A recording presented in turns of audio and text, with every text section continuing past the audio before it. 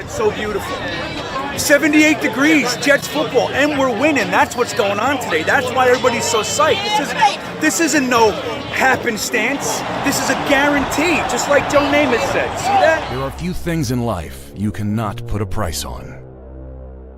Loyalty, tradition, fierce passion. Today is a gigantic family reunion because finally, they're back.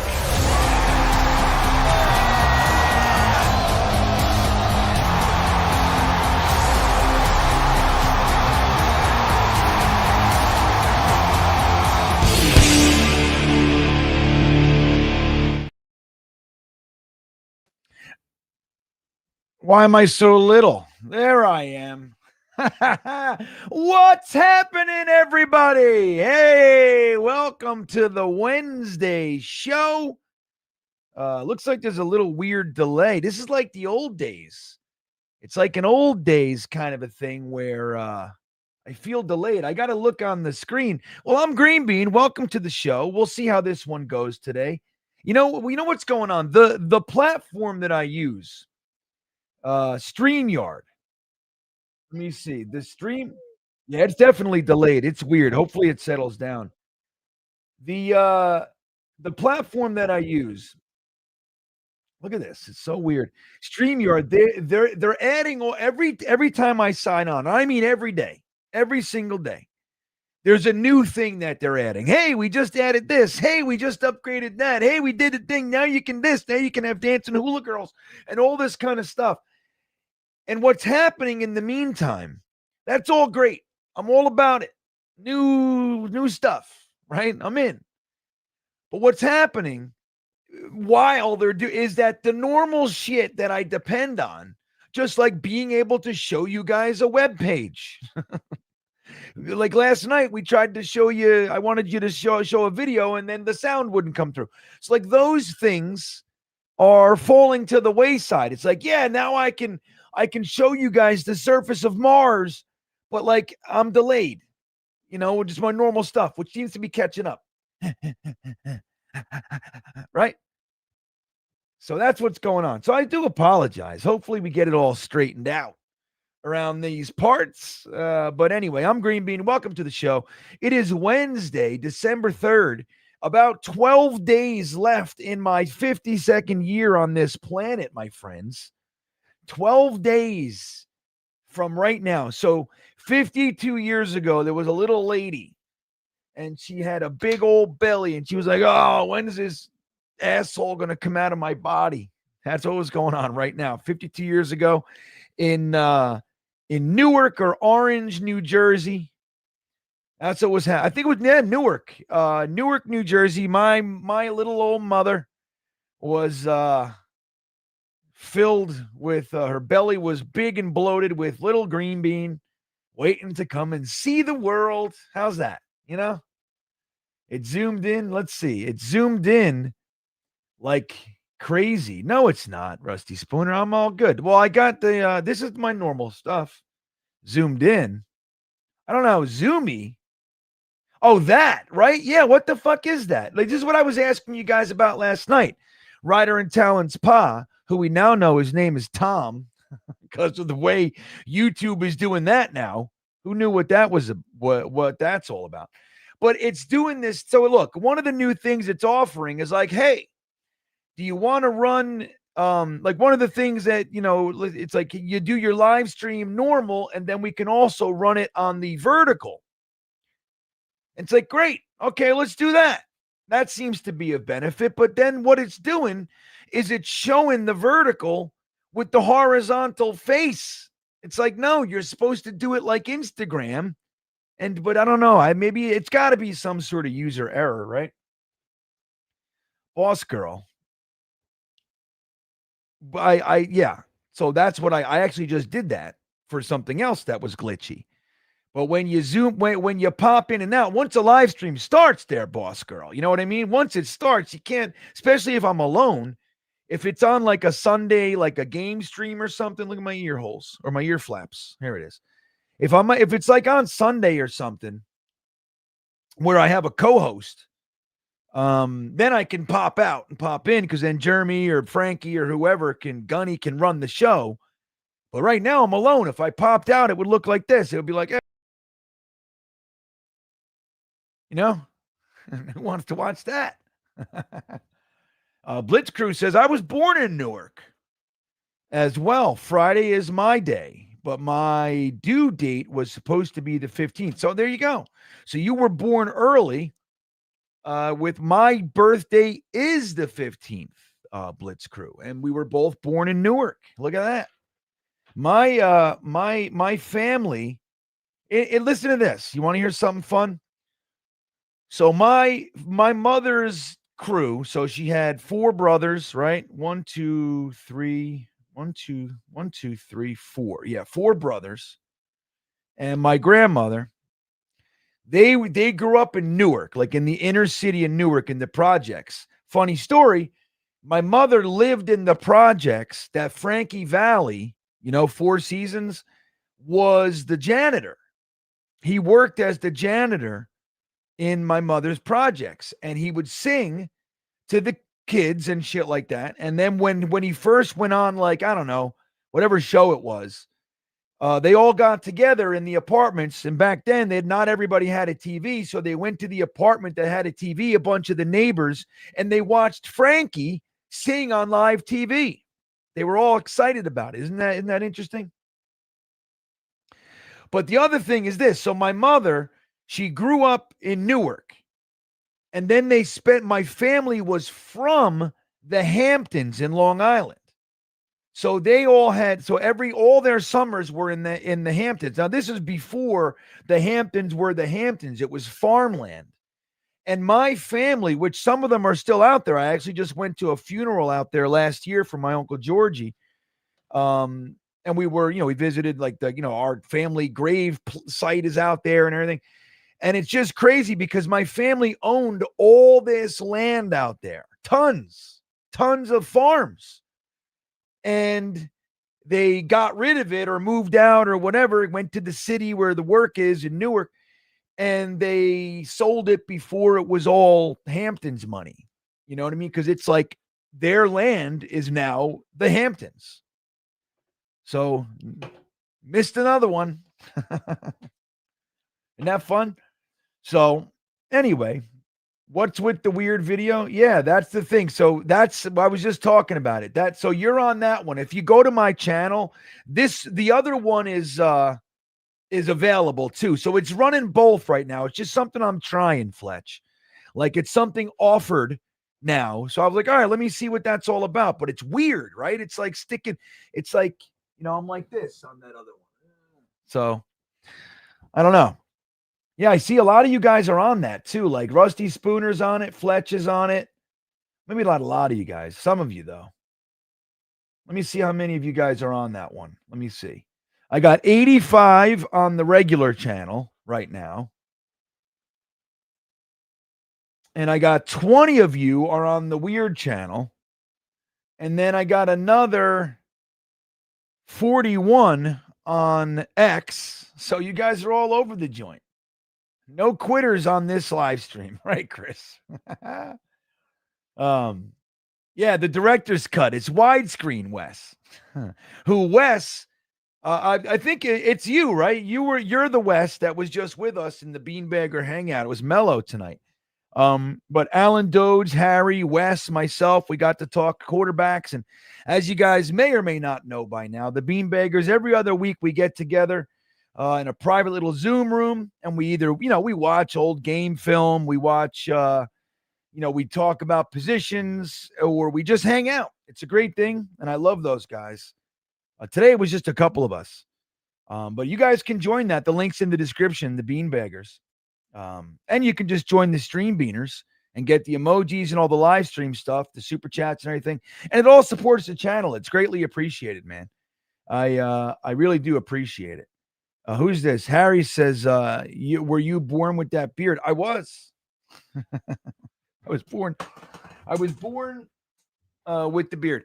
Well, you guys know the beard popped out I've had a beard for a long time, for a lot of years, but it was more, I had like a shorter beard, like a chin strappy kind of thing for a long time. And then when I started this rehab, I was the program director of this rehab, and the first 6 months of work, because we built that place from scratch, and like the stress of it, like I would stay there. I had a beautiful couch in my office, and I would sleep in my office and wake up and keep working. And I was the housing manager, the program director, and a primary therapist. So I had a caseload and everything. And it was stressful. And in like a 3-4 month period, my beard turned completely white. Maybe 6 months. Isn't that crazy? I would come home, like I would leave for work and then stay, whatever. I would come home and my wife would say, "Holy shit, there's more gray in your beard than yesterday, than when you left." I shit you not. That's real. So anyway, we're gonna hang out and talk some Jets tonight. I got some stuff. I want to talk about Garrett Wilson. It's an interesting thing because I got into a conversation with somebody, a couple of people, a few weeks back, and then also this week about Garrett Wilson. Jay-Z, what's up? It's good to see you, man. Yay, where you been? I hope everything's okay. I mean, shit happens. We got stuff in life, but it's nice to see you, and I hope the world is treating you well and all that jazz, man. But either way, it's nice to see you. So I got in these conversations about Garrett Wilson being potentially upset if we were to bring more talent in at the wide receiver position. Like as much as he wants to win and all that, which is evident, he also could, like what they were trying to say was that they pick up the vibe that he would rather be the big fish in the small pond than a role player, successful role player on a winning team. And I don't know where that comes from. Number one, we don't know because we're not a winning team. So we have no idea how anybody would react. Even ourselves, we don't even know how we would react anymore if we were winners, because we haven't done that in a long time. And whatever we were like the last time the Jets won, like I told you, speaking of beards, the last time the Jets were relevant, which was 2009, 2010, that's, we're talking 15 solid years ago. I didn't have a white beard. I was in my 30s, dude. I was in my 30s. I was a young father, young, be relatively speaking. My wife, think about this. The last time the Jets were relevant, I was, I was 37 years old. My wife was I had a 26-year-old wife, So she's in her 20s. I'm in my 30s. We got a young son, little baby boy. It was a whole different life. It's a whole different life. The last time the Jets, so I have no idea. If the Jets were a good team, I don't know how I'd handle it. I might be a complete mental case. I might be really fun to be around. I might be a grump. I just don't know. I might have a heart attack. Right, Harry? Harry Wiener in the chat. He's a beanbagger extraordinaire. He's been with me since the beginning. Harry's one of the guys who's been hanging with me Harry jumped on the green bean train early. And Harry has come to numerous games with us. He showed up at the Cyclone when we were doing that. Like, Harry's been with me a long time. And Harry's a little bit older than I am. He's in his 70s. So I don't know, Harry. The Jets, imagine the Jets were really good and won the Super Bowl on like a big bomb, you know what I mean? A really exciting play. We might have heart attacks. Right, Harry? So I don't know where this bad rap comes from with Garrett Wilson. Like what I see, let me tell you what I see with Garrett Wilson. I see a guy who, through it all, has been unwilling to accept the quitter mentality, which was rampant around here. We've talked about it ad nauseum on this channel. Saleh, who refused to hold anyone accountable. Garrett Wilson has been a consistently unhappy person, unwilling to accept that it's okay to quit. He doesn't quit. And we've seen him get rocked. Like, this is the first time that he's actually injured. Like, so many times I thought Garrett Wilson was injured. And he's back on the field 2 plays later. You know, he's always working his ass off, and he's always unhappy when things, you know, when we're not squeezing the lemon. Like, if there's fucking 5-10 seconds left, he's like, why aren't we trying to use that 10 seconds to get some points? Like, that's what he is. So I see a winner. I see a guy who is as driven as anybody that we've had on the Jets. That's what I see. Other people see that his reactions and everything. They see it as kind of diva. I don't know where that comes from, because the problem with the Jets, who can deny, it's been lack of accountability, quitting, lackluster performance, not good enough, not playing hard enough, coming out of the bye soft, starting games slow. Like, what is that? The fact that you can come onto a field, right? You have 53 multimillionaires getting paid to play a game. Their whole job, their entire life is to practice and be good at this game, not carrying roof tiles to the roof. They're not doing anything of the sort. Their whole job is to play this game that we all love and we all wish we could make a career out of playing. They come out on the field. There's 80,000 people in a building. Yeah, yelling. They got AC/DC playing. Thunder. Thunder. Quinnen Williams. Yeah. Sauce Gardner. Yeah. They come out on the field to all that energy. You got 80,000 people that came into a building, paid money to yell and scream. And they come out onto the field and they look disinterested. How can that be okay?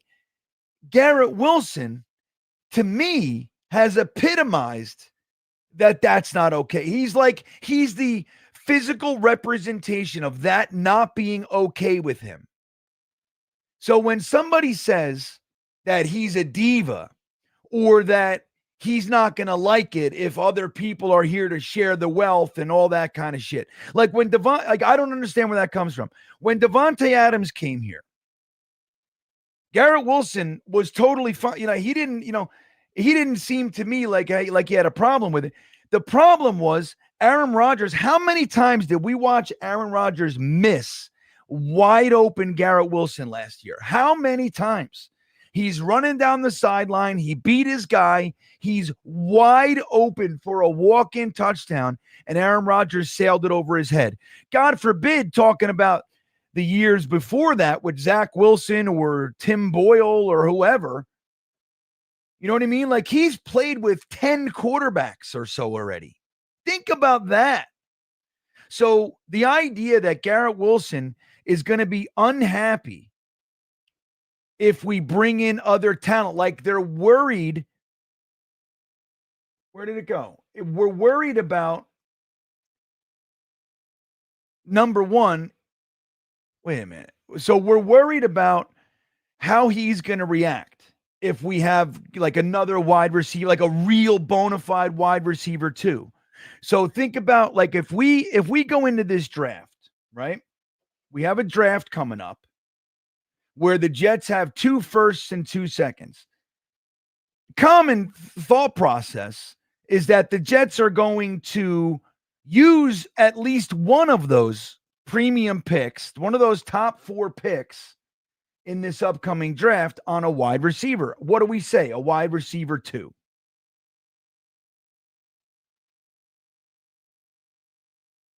Let me see.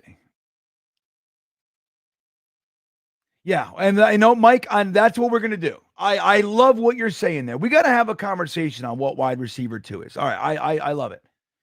So we're going to use one of these picks on a wide receiver. Now, maybe if the quarterback isn't there, maybe, just maybe, we're using a top 10 pick on a wide receiver.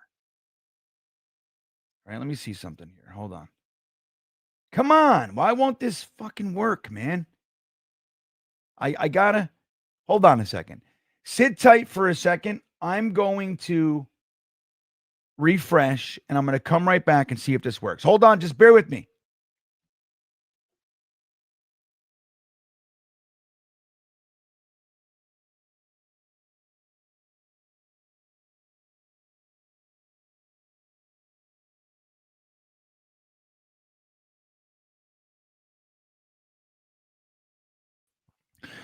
We're calling that the boss girl technique. Okay. I just boss girled it. That's what I just did. So now I got to see. So yeah, so we're going to use that, maybe even a top 10 pick on a wide receiver. Add to that, we just traded his partner, Sauce Gardner, his counterpart. And part of that trade was to bring in another, not top 10 receiver, but a receiver that just a year ago was a top 50. He was a 52nd pick. So a premium level wide receiver. And then you got Mechie coming out of Alabama and another premium. He was a first round pick talent. So you bring in Mechie, 80 Mitchell, and then maybe even a top 10 wide receiver or even a first round wide receiver. The idea is that Garrett Wilson's going to be unhappy. Now I'm going to show you something. I know it's crazy because I haven't seen anybody really talk about this to any great degree, but I want to talk about it. Let's see if it comes up now using my boss girl technique. Come on. Work. It's not going to work. All right, hold on. I'm going to try a different way. Let's try this. Let's try this whole thing. Huh? How you doing? What are you doing? What are you going to do? You know, sometimes you just got to figure it out. There we go. So we're going to try this. We'll try this. Whoops. We'll try to do it like this. See if this works. And maybe I got to do it this way. It's going to cut off my face probably, but let's see. Here we go. Yep, cut right off my face. Let's see. There we go. I move my face over. That's what I do. So when A.D. Mitchell, now don't worry about fat bastard that's sitting there. I don't know. I should have cut that off, but I didn't. I'm not having it's not IT catfish. It's just, I don't know, sick. Again, there's a lot of new shit coming on this platform, and they've abandoned the tried and true, like, foundational shit that I use. You got lagging? I'm not lagging. I'm looking at YouTube. I don't see lagging.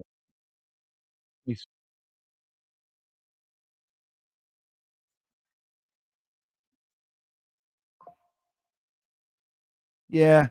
That's what I was saying at the beginning. So there's a delay. It's weird. I don't know what's going on, but we can get through it. We're fine. I look clear. My voice is coming through clear. It's just the voice and the thing is off. Everybody fucking calm down. Huh? How you doing? Stop crying. All right. It's all good. So Garrett Wilson, when A.D. Mitchell caught that bomb, which was his first NFL touchdown from Tyrod Taylor, which was an interesting pass, but who cares? The result is the result, right? The result is the result. Garrett Wilson dropped that tweet. That's Garrett Wilson. Again, we can make up whatever we want to make up about what we think he's going to feel and all this kind of stuff. Oh, I think he's this, or he's he's a diva or whatever. I haven't seen diva once with Garrett Wilson. I see a man who is unafraid to make an issue out of things not being good enough. Dude, we haven't won more than 7 games in 5 years or 6 years. And last year we won 5 games and we're a 3-win team now. Like we should want people to be unhappy. We should want our premium players, guys that are supposed to be leaders, to be pissed, right? We should want that, not look at it as a negative. Everybody's so sensitive these days. What's weird about this? How come I can see? Let me see something else. Hold on. See if this works. Nope. Nope. Nope. Nope. That's the best I got. All right. But anyway, so there's the tweet. I tried to do it for you guys. It's not working. So when you see when A.D. Mitchell catches a bomb touchdown and everybody's talking about his ability, his again, second round pick, top 50 pick, and all this kind of stuff, you would get the idea that Garrett Wilson might feel threatened, especially when he can't be on the field. And what is he saying? He's dropping a tweet that looks genuinely excited. Let's effing go, man. I believe that Garrett Wilson would be delighted if the entire offense was stacked and we were a juggernaut that just scored points all day. I think Garrett Wilson is going to be delighted with that shit. Now, I don't know where it comes from, the idea. And no sexy grok. That's funny. That's funny. Let me see something. Yeah, I know. That's what I'm saying, Sean. That's the problem. I'm aware, guys.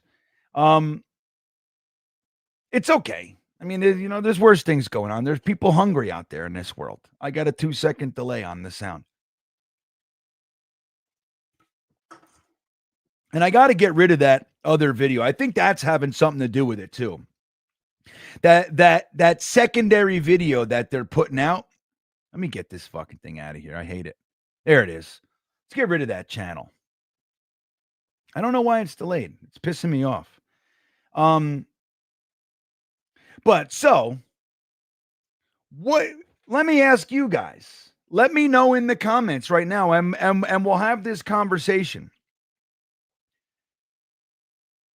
Where do you stand on the idea that Garrett Wilson is going to somehow be a problem if we, if we stack the offense?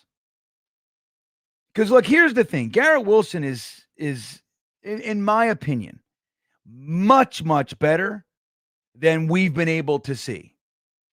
Dude, again, we have myriad examples of him being wide open and the quarterback being unable to hit him. Everybody from Zach Wilson to Tim Boyle to Trevor Siemian to Mike White to Aaron Rodgers and Justin Fields, right? We've seen them all miss Garrett Wilson. Garrett Wilson is open. If you got a quarterback that can just hit him, Garrett Wilson's lighting up the league. So it's my opinion that you can bring in any wide receiver here that you want. You can have A.D. Mitchell. You can literally go with 11 personnel and have Garrett Wilson alongside Breece Hall, Mason Taylor, 2 very good receivers in their own right, and have A.D. Mitchell and first-round wide receiver, all of them, and I think Garrett Wilson's going to figure out Garrett Wilson's going to be one of the guys that's wide open. He's wide open a lot when he's the focal point of the pass defense. It's working fine now. Yeah, I know it caught up a couple times. Again, we're going to get through it. We're going to make it. We're going to figure it out. We're going to live. We're going to live through this one. I'm not doing that other video anymore though. That second one, I don't like it. Right, Rusty? Rusty Spooner don't like it. I don't like it. You know what I mean? Sean don't like it. Shawnee Rock. I don't like it. You guys don't like it. I don't like it. Jason Edwards says GW5 is a beast. Right, man. Now, let me ask you guys. I'm going to look through the comments. I want to know, what is your interpretation of Garrett Wilson gripes, right? When he's all bent out of shape. We've seen him yell at coaches. We've seen him fight with Aaron Rodgers. You've seen him, recently walking off the half, giving Aaron Glenn an earful. What do you make of that? And number two, do you think Garrett Wilson is going to be a problem? It is going to have an issue with the offense being more loaded as opposed to him running around out there with Tyler Johnson, Reynolds, and Alan Lazard. If he's running out there with Brazel from Tennessee, A.D. Mitchell, and Mechie, which, by the way, I see no reason why we can't be a loaded offense. No reason. Well, yeah, the kid, what's his name again? The kid from Ohio State, Tate, right? Let me see here. Let me see here. I gotta see. Carnell Tate, I think it is, right? Let me just see. I gotta, I'm not all Dom C'd up yet. Dom C could have told us all these guys' names. Yeah, Carnell Tate, Ohio State. So I'll tell you what, the guy that I want early, and this is early, and it's just very surface level right now.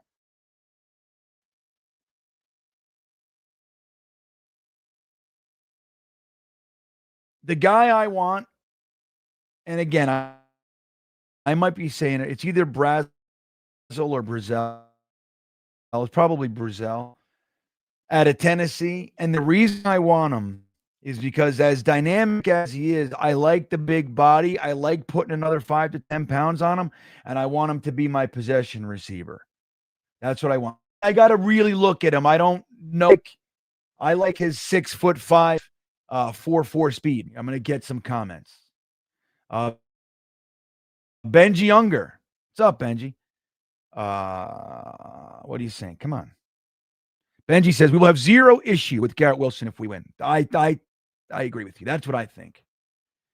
Oregon. There you go. Garrett has always been a classy dude, passionate on the field, but not a diva. That's what I say. See, now, J-Boy, this is what I don't get. I think Garrett Wilson is better than everybody thinks. That's what I think. I think he is incredibly underrated. Evidenced by catches like the shin is in. One of the greatest catches in NFL history. One of the greatest catches in NFL history. Here I go, Laggy Laggerton again. You see it? And you want to know why? Because I opened up these draft pages. I don't know what happened, like Draft Tech and Draft Buzz and all these. You want to get like the list of players. Dude, they are so laggy. They take up so much bandwidth. It's crazy. They have all kinds of ads. I don't know what they're doing. Just ask for a $2 membership and yeah, fucking. Anyway, I digress.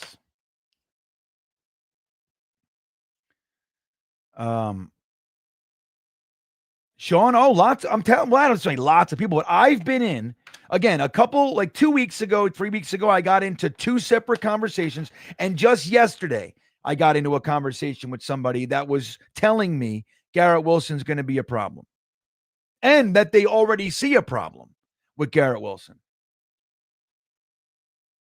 Ruby checking in. Garrett is a competitor. I have zero problem with players being pissed off at mediocrity. Right on, Ruby. That's what I'm saying. Now, look, you don't want somebody to be a head case and problematic, all the time. But like when things aren't okay, again, we're losing games. We were 0-6 when Garrett Wilson was giving Aaron Glenn an earful. 0-5, whatever it was. We haven't won a game yet. Why is he supposed to be happy? I don't like it. Joe Grana says, if we stack the offense, Garrett will feast with a legit quarterback. I could not agree more. Dude, I'm of the thought, especially with our offensive line starting to develop, and anybody who's got issues with our offensive line, like, again, I just feel like Jets fans, we're trying so hard to be unhappy. Offensive lines need to play together. That is a 5-person unit. 5 different players. And you have to factor in the blocking schemes, adding a tight end and the running back. And there's a lot to it. But an offensive line is 5 men that have to play together as one. The Jets have not had 5 guys returning in a long time. Like after every year we're changing it out. Becton's getting injured. We got Fant. We got Morgan Moses. We got Dwayne Brown. We got, what was his name? Tyron Smith. Think of these are all tackles in the last 3 or 4 years. AVT's injured every year. So we start with him, and then we got to figure something else out. The Joe Tippmann, center, guard, center, AVT, tackle, left tackle, right tackle, guard. It's like, this is what we've been doing. This is the first year. If AVT could have just stayed healthy, this would have been the first year that all 4, and then adding the rookie, that 4 guys would have been coming back. AVT getting hurt forced Myers to be moved to center, so we had to shuffle it around. So Tippmann is playing out of position. He's playing guard, which he's playing well. And we don't know, maybe you can, depending on what you want to do in the offseason, depending on what's available to you, you want to either backfill, get a premium center. Like if you're able to get Linderbaum in here, dude, do it and keep Tippmann at guard. But if you're able to get a guard, move Tippmann back to center. That's fine. But right now, you got Fashanu coming back for his second year playing next to Simpson. Great. Now, Simpson, in my opinion, is the weak link on the line, but he's good. If he ends up being the weak link, that's good enough for me, and then you have a guy developing behind him or whatever. I'd like to re-sign Simpson. But you got Simpson and Fashanu coming back together. If Tippmann was playing center, you'd have that whole center to left line coming back for the first time in forever. So you got Tippmann over at right guard, and you got Myers at center. Now, Myers, I think, needs to be upgraded on. I would love to see him brought back because depth, he's about as good of depth as you could possibly want. And we got to see what the right guard thing looks at. But I'd love to see Linderbaum, Tippmann stay at guard. But if Tippmann's going back to center, you need to guard. So then really next year, we're still going to have some new pieces. But an offensive line, if most of them are coming back, they're going to get better as time goes on. They're playing lights out for all their warts, in my opinion. So you get an offensive line to continue to stay together and keep getting better week after week, year after year. Bringing a young quarterback to that is going to help immeasurably. Add to that a legitimate running back, stable. Breece Hall, Braylon Allen, Isaiah Davis, and Wangu. Keep them together. Braylon Allen and Isaiah Davis are cheap for the next 2 years. There's no thought about them. And Wangu, too. Keep them here. Kick return specialist and RB4.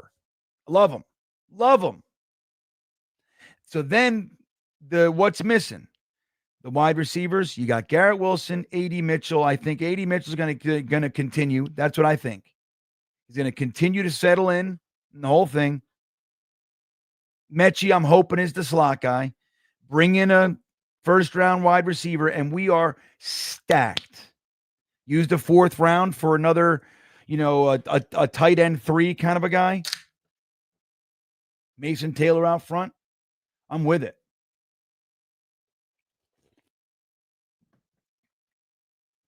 Tom Stokes, Ryder and Talons Pa says, Garrett, Carnell Tate, Mitchell, and Mechie. Love it, dude. And then you got, then the guys like Arian Smith, Isaiah Williams, then they're where they're supposed to be. Arian Smith can come in every now and then if they do keep him, and he can be that speed guy, taking off the top of the defense. You don't have to depend on him as like a regular every down guy, as part. No, he's just a role player. That's where those guys are supposed to be. We've been depending on those guys. Dude, 2 years ago, think about this. Aaron Rodgers, we go out and we sign Aaron Rodgers. We trade for Aaron Rodgers. That year, we bring in old man Cobb for him. We bring in Lazard for him. So great. There's comfortable, relationship there. But Garrett Wilson. So you got Garrett Wilson, Cobb, and Alan Lazard. And then Joe Douglas and Saleh, in their ultimate wisdom, kept 2 rookie undrafted free agent wide receivers to round out that room. That to me is an absolute atrocity as far as football goes. You want to keep one around? And don't forget, there was a third undrafted free agent in Irv Charles, who was in his second year. So we had 3 first or second year undrafted free agent wide receivers rounding out our wide receiver room when we were going all in with Aaron Rodgers. Fucking bullshit.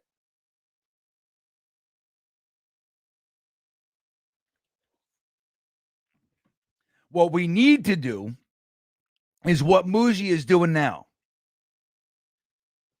Garrett Wilson, A.D. Mitchell, Mechie, Arian Smith over on the side, and go draft a legit wide receiver in the first round or early second next year.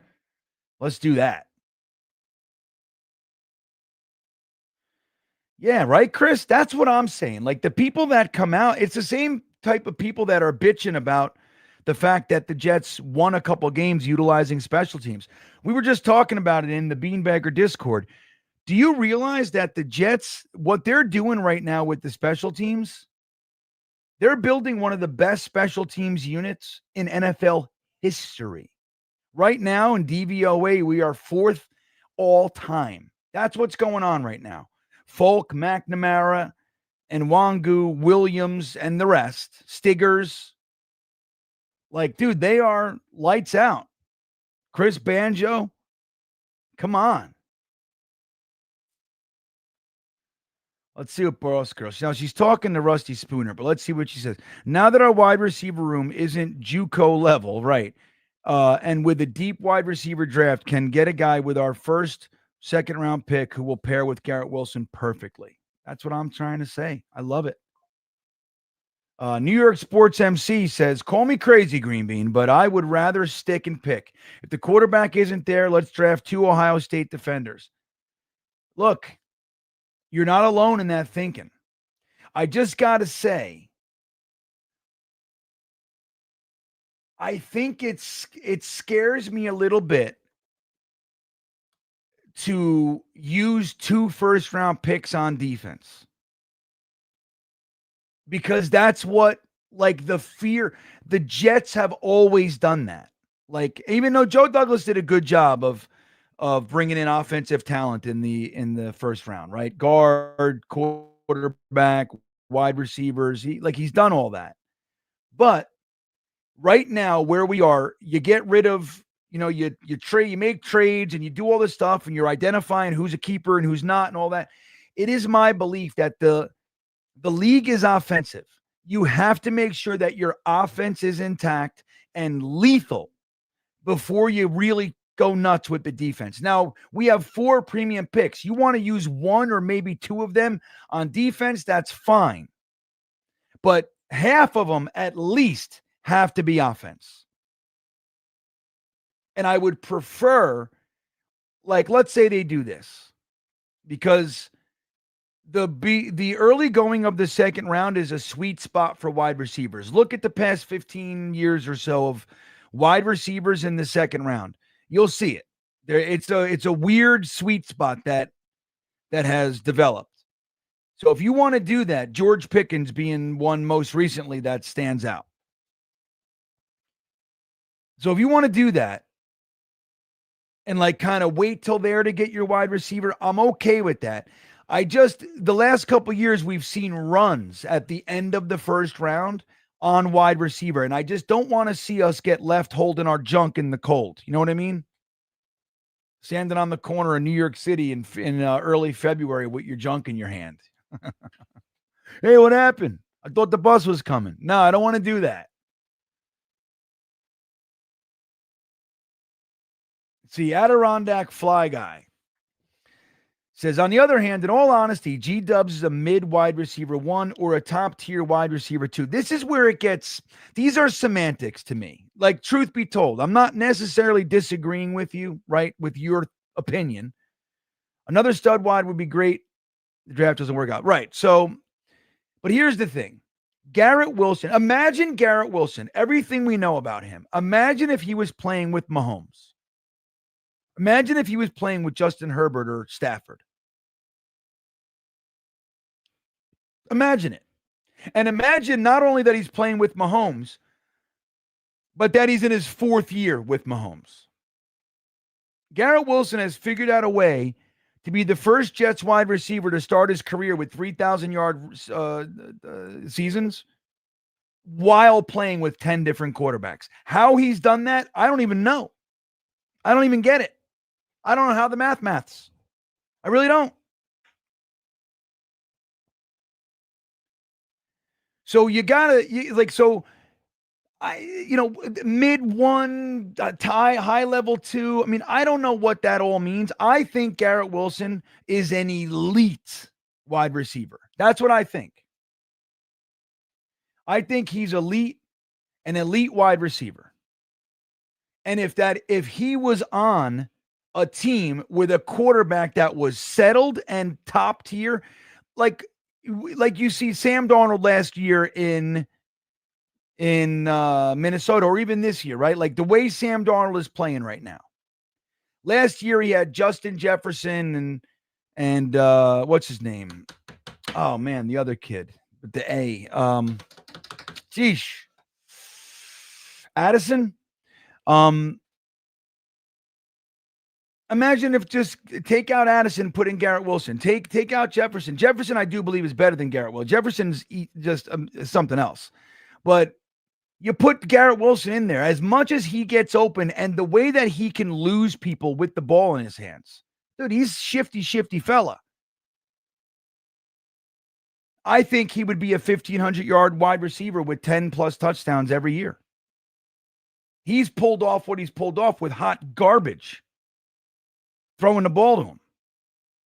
Swamp Ranger checking in. Shout out to the O-line coach. What's his name? I don't even know his name. I forgot. Let's see what his name is. Let's shout him out. Steve Hayden. Steve Hayden, everybody. See what he looks like, this guy. Look at Keith Carter. He looks like Ryan. Steve Hayden. I like him. Dude, even Max Mitchell, Swamp Ranger, Max Mitchell, who many of us, Tigo way out front. Tigo was a Max Mitchell homer. But many of us liked Max Mitchell as a prospect. A lot.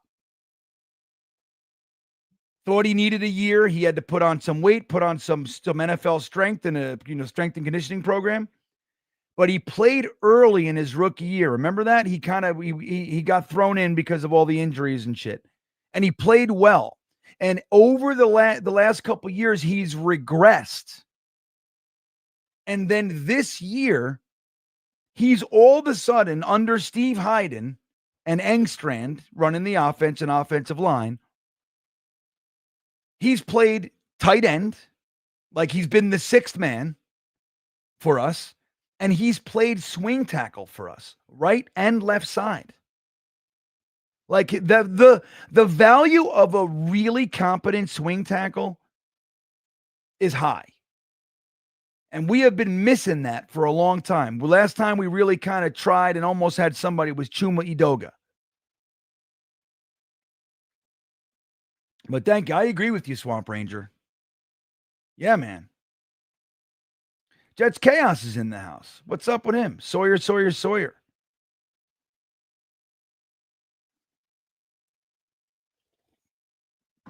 I love Chaos. I want to proclaim my deep love and affection for Jeremy Jets Chaos right now in front of everybody. How do you feel about that? How do you feel about that, Jets Chaos?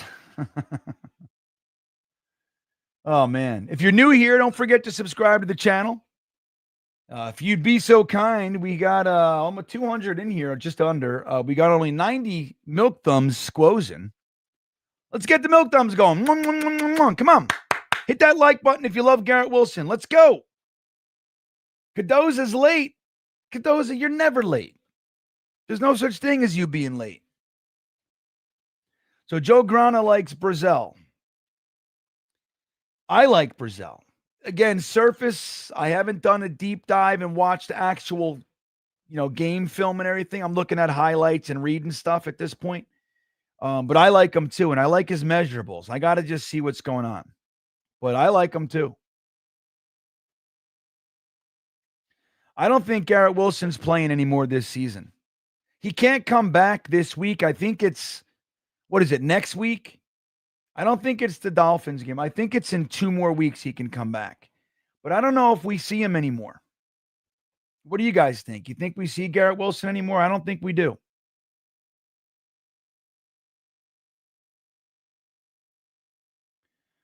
I don't know. Let me see. Let me catch up here. Spatchcock those milk thumbs. Right on, man. Oh, that's funny. So I want to show you guys something. We got a new sponsor for this video, and I'm actually excited about it because I've looked into this company. I almost pulled the trigger numerous times. I'm going to show you right here. This is the new sponsor. You know what that is? Look at that. This is Ridge Wallet. Ridge Wallet, everybody. Now, it is the holiday season. You're looking at gifts, and a lot of times it's an opportunity to buy yourself gifts. That's what I look at it as. Now I'm going to talk about the wallet that I had. See, what I did, I for a long time, I had that big bulky ass wallet in my back pocket. And what I tried this last year, I tried to do the wallet on the phone, so it's all together. But the phone's flappy and it's big and bulky, and I really didn't like it. My wife loves it. I can't do it. And I need a man's wallet. I need something sleek. I need it. And I'm so excited, genuinely, to have this. You can't read it, but it says, here it is, Ridge Wallet. I love this thing. I'm telling you, man, look at how thin it is in my pocket. It's strong. What I like most about it, in addition to how sleek it is, 2 things. One is the stability of it. I love how strong it is. This is titanium. Titanium. They use all kinds of different materials. You get your choice. This one is titanium because I'm a man, damn it. And I love to be able to choose something like that. But the other thing I like is the RFID protection. You put your cards in here, they are protected. There is no threat of RFID baloney. This is the Ridge Wallet 2.0, everybody. 10% lighter, AirTag attachments. And I'm going to tell you this. I put the link in the description to make it easy. And it's going to have the promo code GreenBean on there. They're giving you, dude, listen to this, up to 47% off. Made with premium materials, aluminum, titanium, carbon fiber. Holds up to 12 cards. 50 plus colors and styles to choose from. Gifts, dude, people are going to love it. Any man that you buy this for, I know, maybe women. I know the women in my life, maybe not. But I know men. Every man that I know is going to love this thing. It has a built-for-life warranty. Even if you lose it, they got you covered. Ridge Wallet is dude, I'm telling you, it's changing everything for me. So, look how thin it is in my pocket. I absolutely love it. And the thing is, guys, it's not just wallets. They have the key, the key thing. It looks like a Swiss Army knife. It's amazing. They have the battery packs. Go to ridge.com. Shop all you want, up to 47% off with their biggest sale in their history. And then they're going to ask you how you heard about them. That's what they're going to ask you. with over 100,000 5-star reviews, what you're going to do is you're going to say, I heard about you from Green Bean. Green Bean told me to come here. And that's how they know that I sent you. That's how they did it. So anyway, I'm genuinely excited about Ridge Wallet. Again, like I've told you guys, I never take sponsors that I don't actually like. I look at the products. I look at the platforms. I look at this stuff. I have turned down so many vacuum cleaners and all kinds of shit. I've turned down. So I'm like, it's just, I don't like the product. I'm not going to do it. Ridge Wallet, I'm genuinely excited about. Dude, key cases, suitcases, power banks, all kinds of stuff. Go to ridg.com and check out their selection of amazing products, including out front, the titanium wallet, and tell them Green Bean sent you. Get up to 47% off. How amazing is that? Thank you to Ridge Wallet for hanging out with us today. Amazing. I'm excited about this one. I really am. I love it. I love my little Ridge Wallet. All right, guys.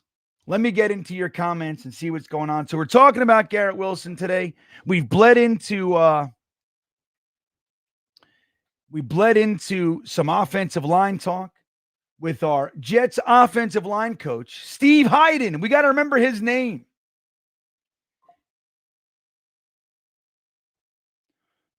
Sean says, I have the ripoff of Ridge Wallet. Yeah, you got to get the real. Well, look, it's the time to do it.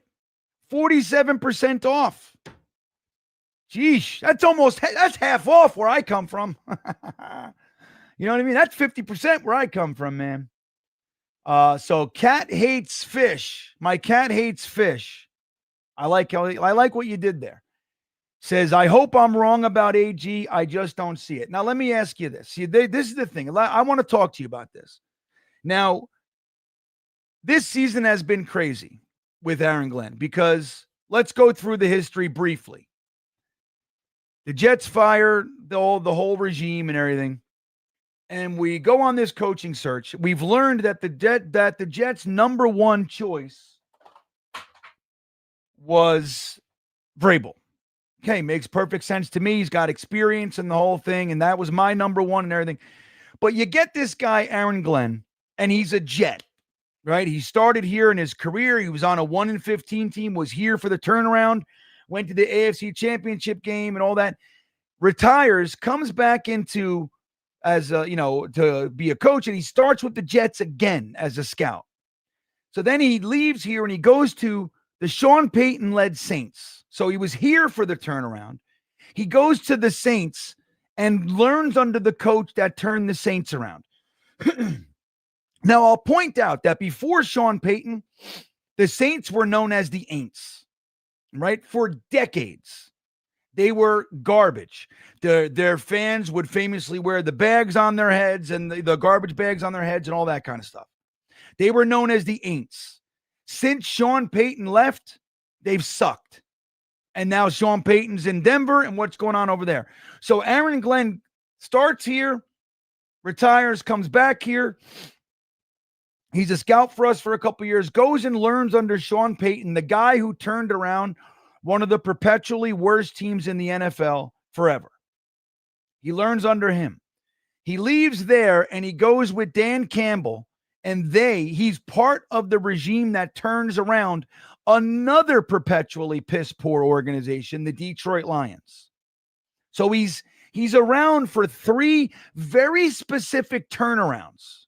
So he's got that skill set is unique. He didn't just go and coach for under Shanahan and just, everything was great, for the whole time. And, he's on winning teams. He was part of like a very specific type of, period for a specific type of organization, losers. And he comes here, and what does he say in his press conference? He says, he brings up the AFC Championship game in Denver, and he says, I want that one back, which shows you he's carrying around some of the same Jets pain that we are. So that's all that. He's got a very specific skill set. Now, for whatever reason, Jets fans turned on Aaron Glenn quicker than we've turned on any other coach in history. I'm telling you, I was here when they got rid of, like, I was a Jets fan. Not that I remember it, but I remember Walt Michaels going away and Joe Walton coming. I remember Joe Must Go in the stadium when we fired him and we hired Bruce Coslett. I remember when they fired Bruce Coslett and kept his whole regime and promoted Pete Carroll. I remember when they fired Pete Carroll and went and got Rich Kotite.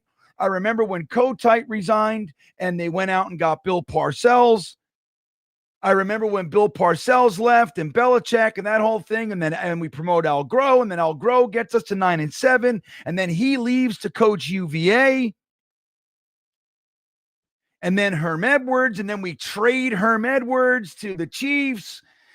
Crazy stuff. Herm Edwards is replaced by Mangini, who's fired after 3 years. We get Rex in here. Rex, Idzik, Tannenbaum, all that baloney.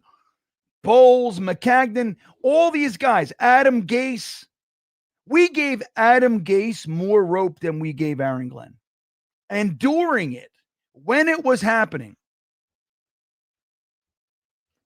although I did share some of my concerns and difficulties that I saw them having while it was happening in real time, you guys know I was out front saying, what are we doing? We're asking for this guy to be fired. We're talking about not trusting him and Muji with the first pick. Like, it's game 5, game 6, and we're literally talking about not trusting these guys to pick a draft pick in 2020. Like, we went nuts. Now that has to come out of all the hype and hoopla of the Aaron Rodgers era, right? Has to, because that damn near killed me as a fan. Like, I contemplated not doing this anymore. I really did. I'm like, dude, I don't know how much more I can take of this shit. Like, all the time that we put into this and all, I'm like, why? I did a real soul search after the Aaron. So it killed me. I know it was killing, many of you. But we were out. It was weird. Like, we turned on him so fast. Now, Aaron Glenn in the media. We talk about the Aaron Glenn in the media. Now, again, I was out front saying, now, do I particularly like the way he's handled? Not necessarily, but I don't have the issue with it. We were making such a big issue with it, but I told you guys exactly what was happening. And now you're starting to see people talking about it. I told you then. A great leader, somebody who's a real leader, will stand out in front of his team and weather the onslaught of critiques and all that kind of shit and support everybody publicly. Behind closed doors, different story. But out front, he takes the bullets. And that's what he was doing. He was making it all about his own shit. He with his comments, and I support Justin Fields and blah, blah, blah, blah, blah, all the stuff. It's a tactic. It's a technique that I have employed being the executive director for my rehabs and everything, having to deal with the board. I would go to board meetings and I would defend my staff. And then when I went to my staff, I would have meetings and rip their fucking heads off. But out front, I defended them. Right? That's what you got to do. And that's what Aaron Glenn was doing. So that I like. The other thing is this. My cat hates fish. One of the things that I have not seen here forever was if a player had a name or he had a contract or whatever, it seemed like they were never held accountable. I hated it. We have been bitching about it on this channel, Talking Jets. I'm not alone, but I'm definitely somebody who was bitching about it. I want accountability. Just because you signed a 4-year, $20 million a year contract, I don't give a shit. If you're not playing well, you got to be benched. This is the first coach that we saw do that in forever. The only players Robert Saleh ever benched, ever, there were 2. Denzel Mims, Malachi Corley. That's it. If you guys can think of another one, please let me know. Maybe I'm forgetting somebody. But Aaron Glenn benched 2 starters, one of whom just got a big contract extension in Jamien Sherwood. Jamien Sherwood and Quincy Williams were both benched. came out of that and had their best games of the season as a result of that. And remember, the first 5, 6 weeks, 7 weeks of the season, we couldn't tackle. Remember that? Not to say there aren't still some missteps. We got some improving to do. But it was like night and day. He benched guys, and all of a sudden, the team started to remember how to tackle. And then Jermaine Johnson came back. Then we traded for Brownlee, and he came in, and he had our first turnover in the whole year. Remember? So Aaron Glenn is doing the stuff that's hard to do. Number one, taking the bullets for his team. Defending everybody, doesn't give a shit what the media says, all that kind of stuff. He's not having it. He can handle his team how he handles it. That's fine. But out front, he takes the bullets. I like that. And I respect that. And I think it's actually pivotal. It's something that needs to happen. You can't have a coach that blames the players. You can't have leaders that blame, and you're seeing it with Aaron Rodgers now. Not that he's a coach, but he's doing the same shit in Pittsburgh that he did here, which is blame others for shit that's happening. A great leader doesn't do that. A great leader goes out there and says, it's my fucking fault.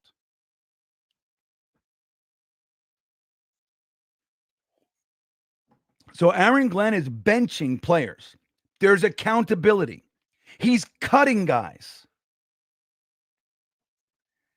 That, obviously, the big one is Xavier Gibson. Now, we can say, oh, we said all year he shouldn't even been on the team. Fair point. But you don't know that. And like he said, in training camp, we didn't see him in the preseason. Training camp, he's catching everything. So they had to see him. They had to see him with their own eyes. He went out there. His fumble cost us the game in week 1 against the Steelers. Gone. This is all new. We don't see this stuff before. Again, benching players, cutting players, and then they did the biggest thing of all, which was they took 2 of our biggest names, our big superstar names, and they traded them. Why? Why is that good? Just to trade people? No. And this is Muji and Glenn, because I don't think Muj is on an island over there. I think if Glenn disagrees, I think Glenn's the boss. That's what I think. I could be wrong on that, but they traded 2 guys that were the face of our defense, face of the organization, right? You're looking at Breece Hall, Garrett Wilson, Sauce Gardner, Quinn Williams, right? That's the face of our organization. And the Aaron Rodgers when he was here, of course, and all that. But you trade them, the value that they got back, exceptional. But here's the bigger deal. If you have somebody that's in that role, that they're going to be the face of the organization, and all they do is their job, like, it's great that they can do their job at a high level. That's great. Quinnen was top 5 DT, and Sauce is a top 5 cornerback. That's all great. But that's all they did. That's where their impact ended. You can't have that on a team like this. You need leaders. And they saw that the team is filled with quitting. It's okay to quit.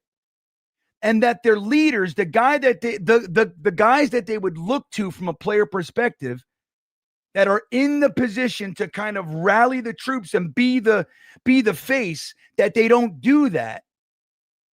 They got rid of them, and they sent that message through the organization, which is no one is above the law, so to speak. It's going to take time, man. It's going to take, like, the Jets aren't an easy fix. Like we like to say, oh, we're a quarterback away. Maybe. I bought into that when we first got Aaron Rodgers. Like, sure, because our quarterback play was so bad and our defense was so good and all this kind of shit. That you can buy that. But the truth is, it's much, much deeper than that. The Jets as an organization are systemically problematic. And the number one issue is that it's okay to quit here. It's okay when the shit gets hard. It's okay to pack it in and wait till next week. The losing mentality was okay. It was accepted. And Aaron Glenn had to face that head on. And in year 1, He's already flipping that with a bunch of rookies and no-names. We're playing better than we were with all the stars. And Michael Carter II's another one. Granted, he was never at the level of Sauce or Quinnen, but make no mistake, every Jets fan had Michael Carter as one of the assets of this defense. No doubt. From week one, he looked like he wasn't the same player. So they flipped him. And you got John Mechie, and you made a 7th-round pick into a 6th-round pick. Great. And you got rid of the contract. That was the main thing with Michael Carter, was getting rid of that contract. And they did. You see Aaron Glenn, the way that, like, look, there was those clips this week. You see about, when Isaiah Williams with the long return, that whole thing, you got to effing believe.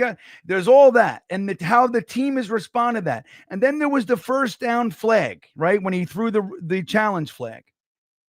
Nobody thought it was a first down, but he did. And he got it right. And his interaction, the way that he was handling the refs in that situation, it's refreshing, man. Now, I can't predict the future, but these are all things that I have been craving. The Jets, we are weak. We are soft forever.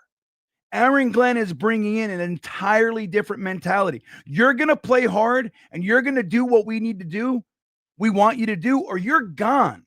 And I don't give a shit what your name is or how much money you make. That is a big, big difference.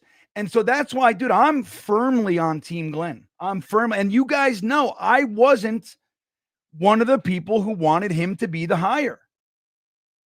Not because I didn't like Aaron Glenn, but because I didn't want another rookie defensive coach.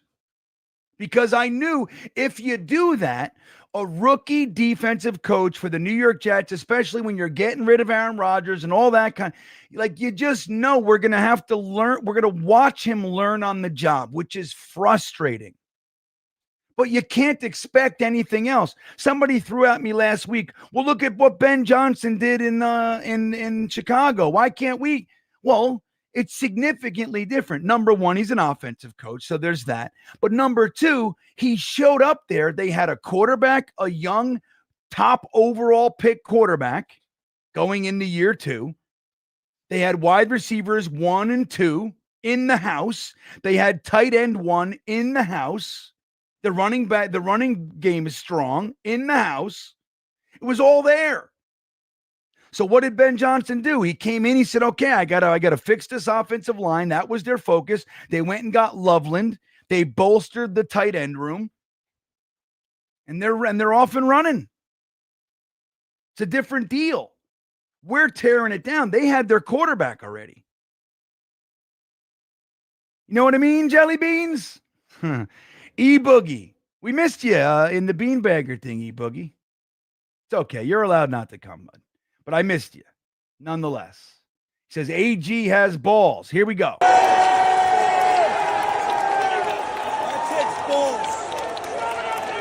takes balls.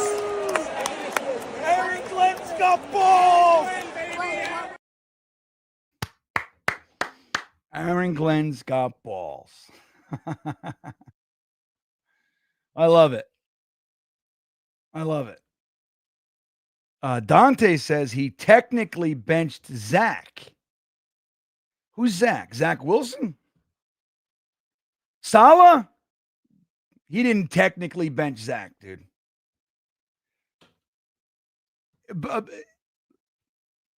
I guess technically.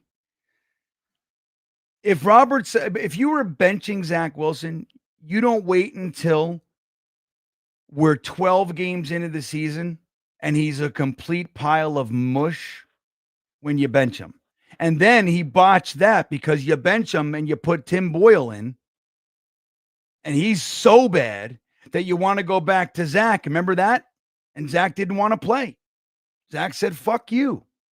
I'm sick of you. I'm sick of this team. I'm sick of the fans. Everybody's calling my mother, telling her she should have aborted me. Oh, you know what I mean? Like, I don't want to be here anymore. Dude, they completely botched that. I'll tell you this. Remember when Zach got hurt and Mike White came in and played well? The team, think about this. You want to talk about a fractured team under a head coach. They went to Minnesota the next week. Mike White plays really well. He has that Hall of Fame game, right?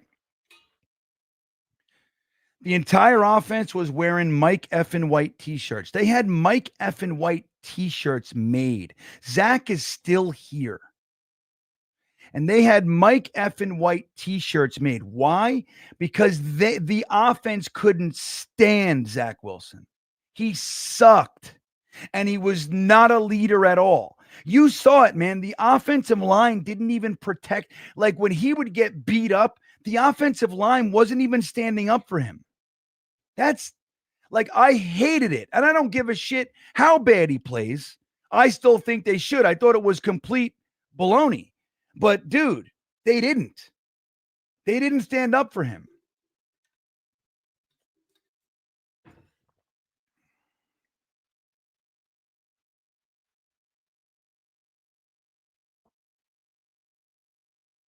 Hold on a second.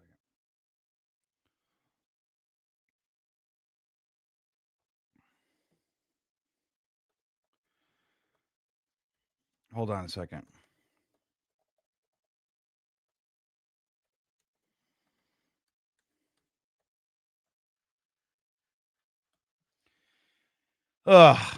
So think about that. What kind of a head you think Aaron Glenn, like if Justin Fields is down, we put Tyrod. Do you think Aaron Glenn would allow the offense to make t-shirts for the other quarterback after one game and wear those? Like, what message? Dude, the team was completely fractured and Saleh had no balls. He couldn't stand up in front of those men and say, unacceptable, man.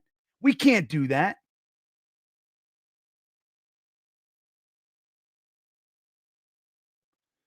Hold on.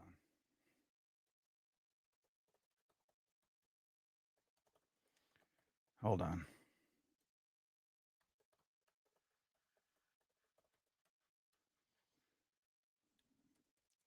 Sorry. Oh, okay. I can't keep. All right.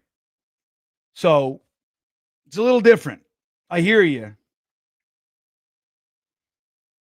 And look, in Saleh's defense, Joe Douglas didn't exactly take it seriously. When Aaron Rodgers went down, he should have been on the foot. We should have had Carson Wentz in here, or even if you were going to get Simeon, he should have been here that week. He waited like what, 6 weeks to get a quarterback? Fucking bullshit, man. The whole thing. Like the Jets had no plan B for Aaron Rodgers. When he went down, they didn't know what to do. They were stuck with Nathaniel Hackett, like, oh, yeah, I don't know what to do. I don't even know Breece Hall can catch. E-Boogie says, that's my coach. Right on, man. Me too. I'm in. I'm on Team Aaron Glenn. I really am. And that's not to say I think he's going to be perfect or do everything right, but the way that he is managing this team, and I know people go moral victories. That's like the tagline or whatever now. Moral victory. I'm not saying moral victories, but it is vitally important that the team is playing 4 quarters of football. And they're coming. Dude, one of the traits of the last 4 years of the New York Jets football is that what? We start slow. And we like to say it with that we were a second half team. That's complete bullshit. The fact that they show up to a game and they're not playing intense football from the first snap, that is garbage. That means the team is unprepared. We haven't seen that. We haven't seen that this year. They played the same way first drive as they do the last drive. It's totally different, man. E-Boogie says, I'm 1,000% right. Yeah, screw this 100% shit. 1,000%, baby. I like it. Thanks, E-Boogie. You're the man. Yeah. And look, like I said, I don't know. There's going to be things. There's going to be things that happen that I don't like or that suck or big mistake. Of course. He's learning on the job, guys. And he's learning in probably the most intense environment in the NFL. Again, week 3, Jets fans were ready to fire him. Unbelievable to me. Danger Zone checking in with his 3-month membership super chat. Thank you, Dano. I appreciate the support. We missed you in the Beanbagger Discord. It's Wednesday night as well. Again, no pressure. Just saying your absence was noticed. We love you. Danger Zone says, I aspire to look as spiffy as Green Bean tonight. Still doing those ice baths. Glenn is ours. Like it or not. And I like it. There you go. You know what? To be honest with you, I'm going to be honest. I'm going to tell you. I haven't done the ice baths in a minute. I have it set up. I got to get back in there. I haven't done the sauna either in a minute, and it bothers me. I'm not doing my self-care properly right now. Even my gym stuff has been lighter. I've only been going once or twice a week. Like working out, it sucks. Like I got to get, you know what, Dano, you just brought it to the forefront. I got to do better. I got to do better.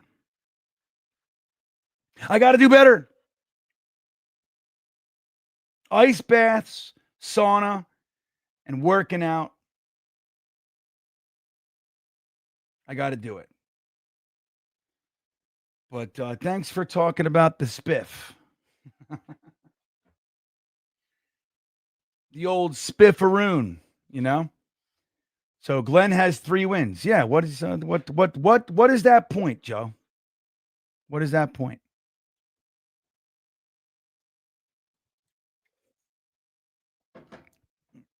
We're talking about a guy. See, this is the argument, though, but like with all due respect, Joe, this is the argument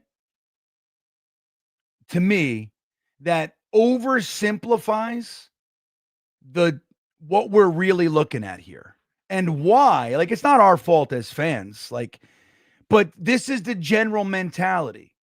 It's like you look at things from a simple lens. It's like looking at the box score, right? And he goes, well, look, he had 5 yards of carry, so he's good. He had 300 yards, so he had a great game. Like, it's not that simple. There is a story. There's narrative. There are details that simplified comments like that. And I'm not going out. I'm just saying, because this is something I hear all the time, like that thing. You are what your record says you are. Sure. But we're not including what really had to happen here. Like I talked about it on my podcast this week. It was week 2. Week 2, Aaron Glenn showed up to the Buffalo game. The Jets we played really hard week 1. We should have won that game. Xavier Gibson's fumble and all that shit. And they needed a 60-yard field goal after a 15-yard miracle catch where the ball just fucking fell on DK Metcalf as he was laying on the ground. They needed those 2 plays. A miracle catch to get them into field goal range, which was 60 yards to beat us. Right? We should have won that game. Okay, fine. But we go into the Buffalo game. Aaron Glenn thinks he's showing up with a team that's ready to play. Buffalo punched him in the face in the first quarter, and the whole team quit. And Aaron Glenn realized then, holy shit, why aren't these guys responding? I'm screaming, I'm yelling, I'm running around, I'm changing this, I'm doing all this stuff, and they're just, whoa. And Aaron Glenn said it from the podium. I don't remember if it was that game or maybe in the next week. He said, I have to address something here. The way that he said it, well, I have to paraphrase, but overall, the way he said it was this. This team, we have to shake the mentality that when something bad happens, they all say, oh no, here we go again. You don't undo that in a week. And that's where he had to cut guys, he had to bench guys, he had to fucking trade guys. He had to get Michael Carter, Sauce Gardner, Quinnen Williams. You got to go. Quinnen Williams was phoning it in. You see the way he's playing in Dallas. He's reinvigorated. He looks great. He looks like an animal. He looks unblockable.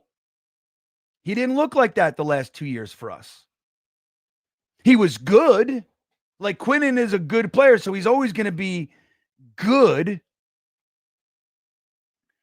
But he wasn't this. He was a completely different. And that's the thing. When you got a player that's as important and as a big of a name as Quinnen Williams, and he's kind of phoning it in, that sends ripples through the team. He had to get him out of here.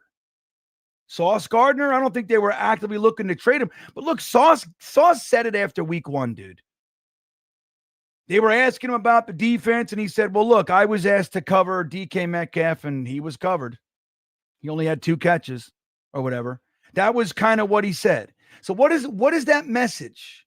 Like, and I love Sauce, and I'm not throwing stones or anything, but like when you have a guy like Sauce Gardner or Quinnen Williams, when you have your leaders, they're supposed to lead. They have to do more. Like, you want the big name, you want the fucking big contract, you want all that stuff. It comes with more than just playing your position. Sorry. That's what leaders are. It's your responsibility.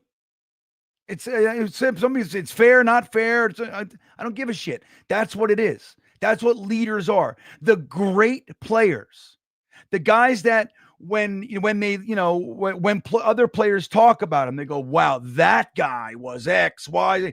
Those are the guys that had an impact. They didn't just do their job. They did more. And that's what leaders, that's what you need. And when you have all your money going into these guys and they're kind of phoning it in, or they're just doing their job, not good enough. I'll take the 3 first-round picks and the 2 seconds. Thank you very much. And A.D. Mitchell. That's what we'll do instead. So Aaron Glenn and Muji, they got to do all that. There's a lot of work to do here, man. And we can't go about this thinking that it's not that much work. We're not going to fix this team going, oh, we just got to draft a quarterback. Like, think about this. You want to just fucking lose out. You want to just lose every game. And the idea is that we're going to have the top overall pick, take Fernando Mendoza, and then we're going to be good? Is that real? Like, don't get me wrong. I'm always on Team Tank too, but it's like the idea that we're just going to draft a quarterback and then all of a sudden we're going to be better. Like, that doesn't make sense. Like, we have to use this time now to start building this foundation, to start fucking finding out who's a keeper, who quits, who's a puss, who's willing to put in the extra effort when times are tough, who's bloody knuckles. You know what I mean? So that's the thing. It's like, yeah, we only have 3 wins and we're going to end the season as a 5-win team. That's what I think. Which, by the way, would match what we did with Aaron Rodgers and Devontae Adams. Crazy, isn't it? Crazy.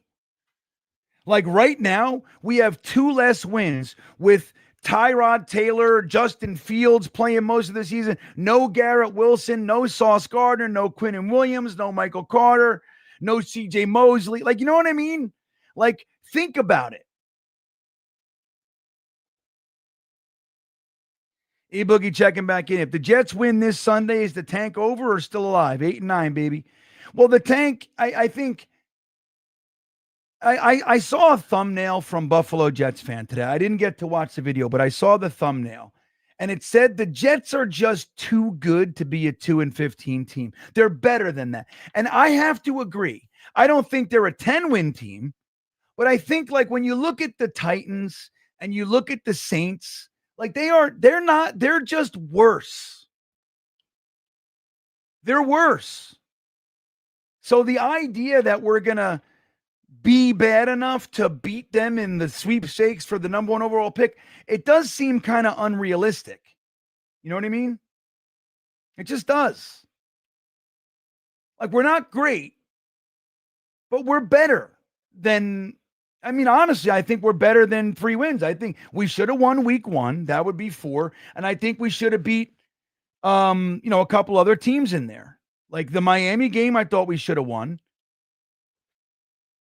The Tampa game, if we could have just had one defensive stand at the end. But, it is what it is. But I'm just saying, I think we should have one or two more victories. So think about it. Right now, if we were a 5-win team with 5 games left, it's not that unrealistic to think 8, 9 wins, I mean, that's all fantasy camp. I get it, but you know what I mean. Righty Boogie. So I don't know if the tank is over per se. It just is what it is.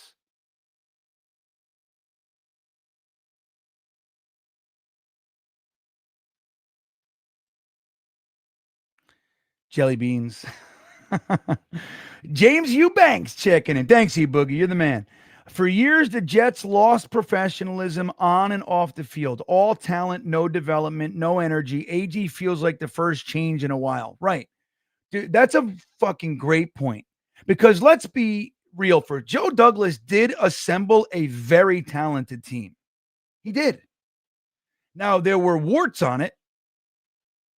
Like whatever he was doing with the offensive line, like it's crazy because he put more resources and energy and effort into the offensive line than any GM in the past 20 years. Really. He was like first round picks and you know what I mean? Like he was constantly putting, but it didn't work. It didn't work out.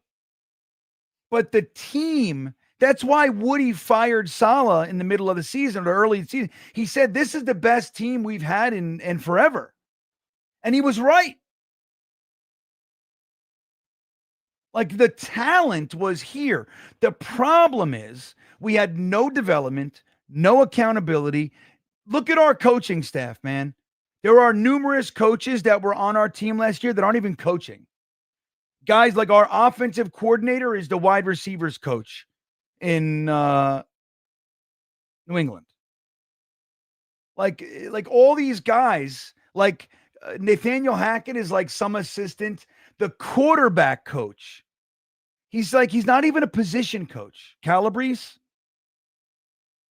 like the team of coaches that we had assembled was garbage, specifically on the offensive side of the ball. Can you point to one offensive player that we developed? I can't.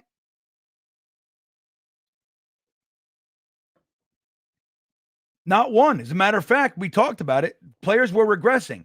How is it that Dwayne Brown comes here? He's a perennial fucking Pro Bowl, and he comes here. He has the worst years of his career. Laken Tomlinson went to the Pro Bowl. He comes here, and he's a flop. He's the worst offensive lineman. Like, how can that be? Everybody came here and regressed. All talent, no development, no energy, no accountability. AG, less talent, more accountability, more energy, more passion.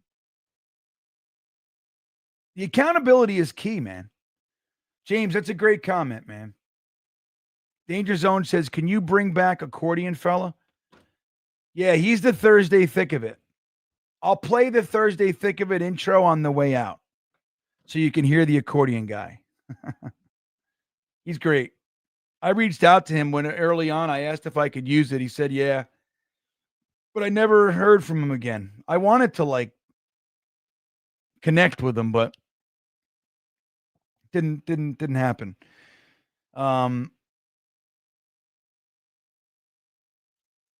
We'll play it on the way out. Joe says, I'm Team Glenn Green, but you are? Okay, yeah, I mean, I don't know. And again, like I said, I was careful. I didn't want to feel like I was attacking you. I was just using the words. You know what I mean, Joe? And if I came across that way, I apologize.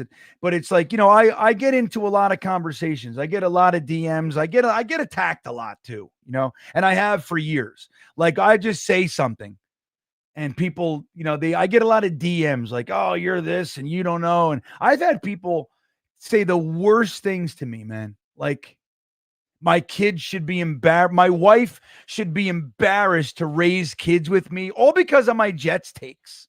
Like this is the shit that happens. We don't talk to you guys about that a lot. But me particularly, I don't know if Ryan or Matt or whoever gets the same kind of stuff.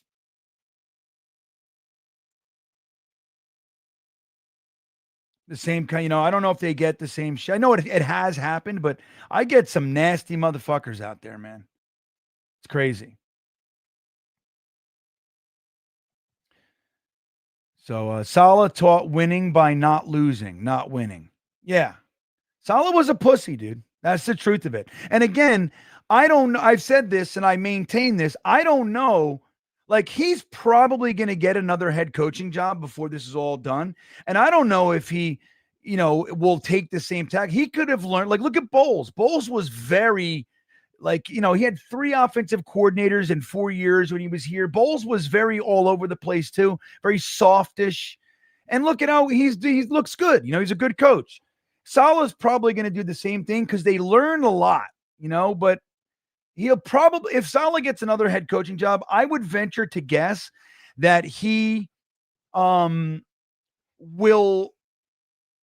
probably hold guys more accountable in the future. Like, when you get removed and you're able to look back with some clarity, some hindsight, clarity, and you go, yeah, I probably should have benched that guy. That guy, I gave him way too much rope. You know what I mean?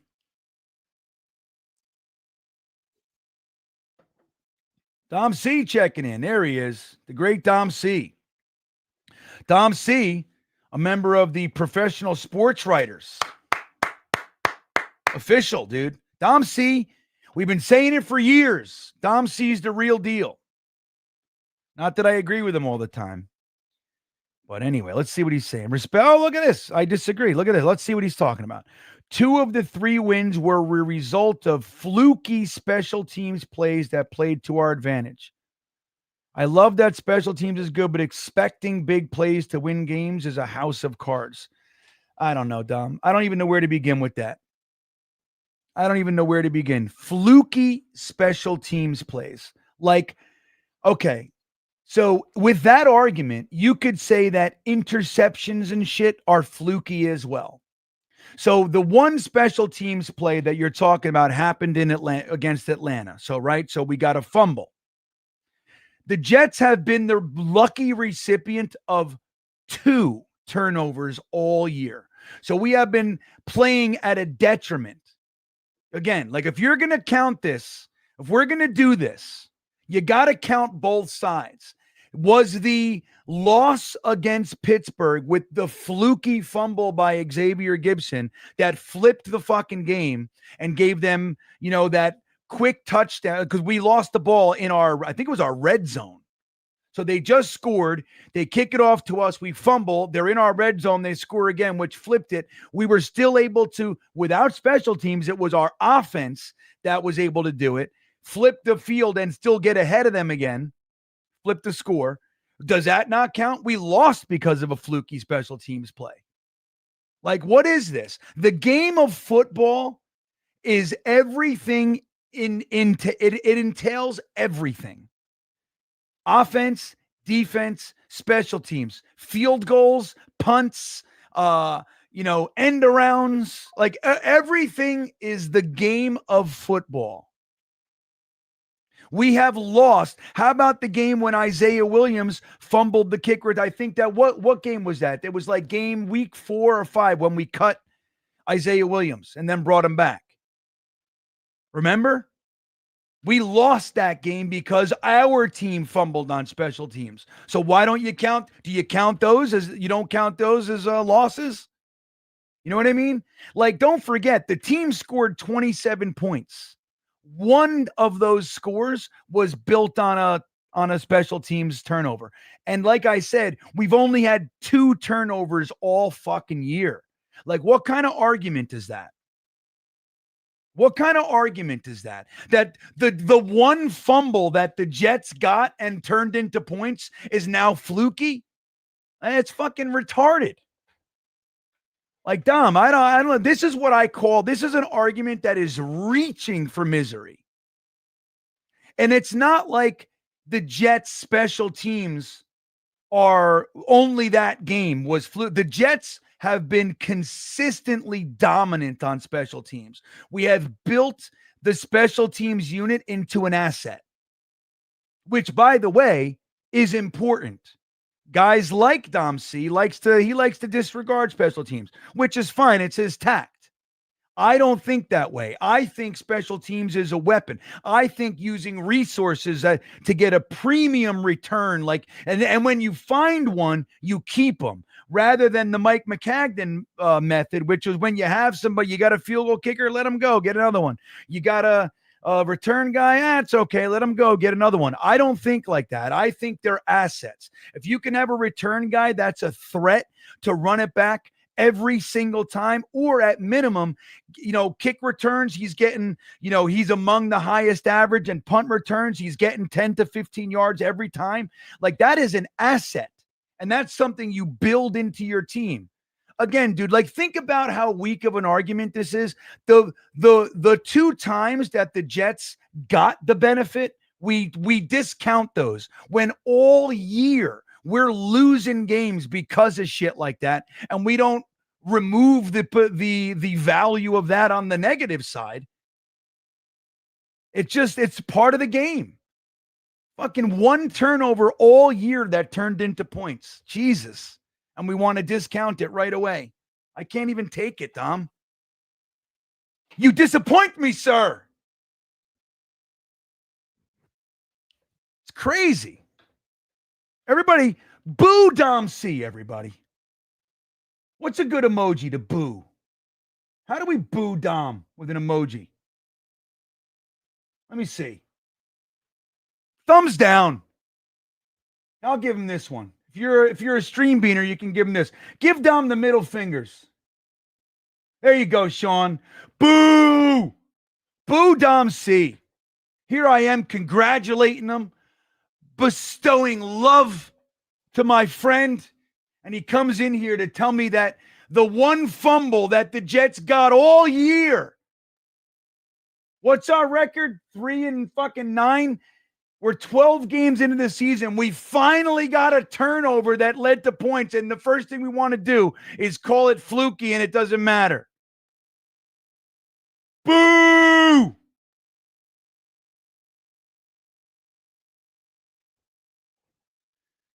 Boo, Dom C. Keep reaching for reasons to. I mean, we got a million reasons why we're losing and or winning games. You know what I mean? Fuck, man. We got 1 fumble all year and it led to points. And Jets fans, we want to go, oh, it doesn't count. 1 game we had kick returns for touchdowns, and it's fluky. We have a good return game. And it's not, I don't know, man. I can't keep doing it. It's crazy to me. Paris checks in. I want the Jets to have a top 5 pick. Trying to win meaningless games like the Jets did in 2019 and 20 will not help. I hear you. But it is what it is. Like the other side, don't look, Paris, you've been hanging with me for a long time. I've been on Team Tank at the end of every year for the last 15 years. So please don't misunderstand me. Don't forget to boo Dom, everybody. Keep booing him. Make sure he knows. I'm giving him the Facebook fingers. Get Dom out of here. We're going to ban Dom. Ablab, boo Dom. Boo Dom C. All right. But so I've been on Team Tank for years. So please don't misunderstand what I'm going to say. But the truth is, right now, it's not as simple as the pick.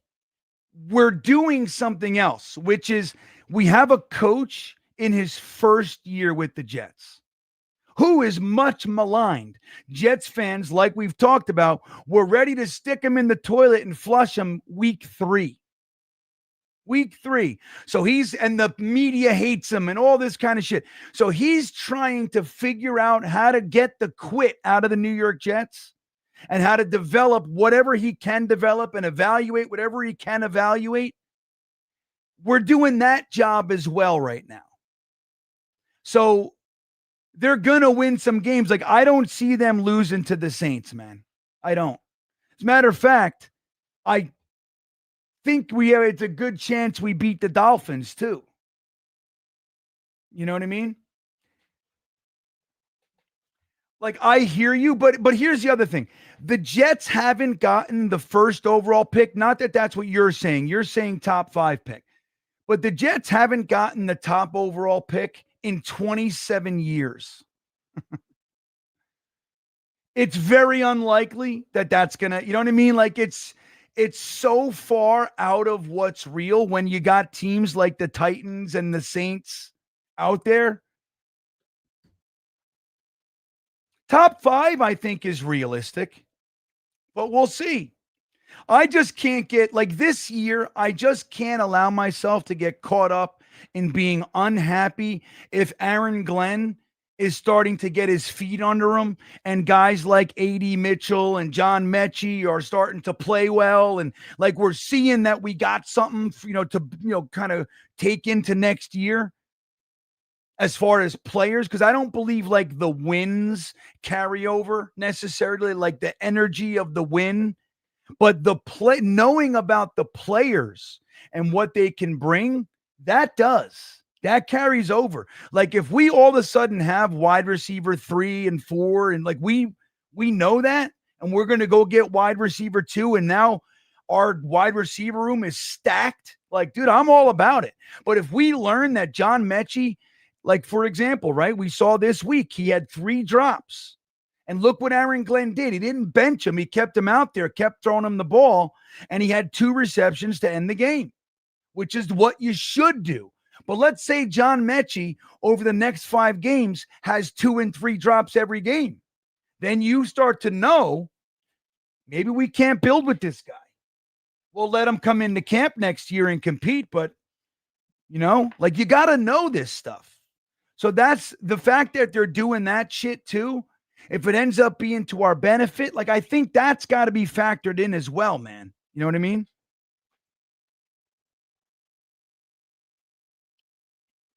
So I hear you. I still think the Jets will have the top 5 pick. That's what I think. Because I think we're going to win probably 2, but likely 1. And if you end up at the end of the year as a 4-win team, I think there's a good chance you'll have a top 5 pick. But Paris, I hear you, man. It's frustrating. I've just decided this year, I'm just going to root for the team. When they lose, I don't feel that bad because I'm technically speaking on Team Tank. But if they win, great. I get to be happy. Joe the Jet G says, special team, special player, Dom. Right. Yeah, man. I'm really hoping that they keep and retain Isaiah Williams and Nwangu. Keep them both. Keep them both. Have that part of your game locked in, and people can talk about it all year how fluky it is when we're a solid return game team.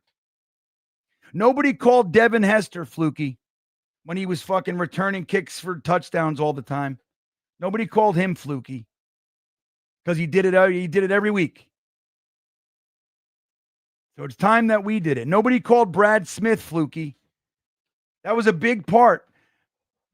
Guys, that was a big part of the 2009-2010 Jets. Special teams. Ablab. There he is.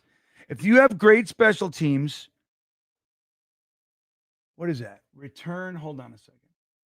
Let me see here.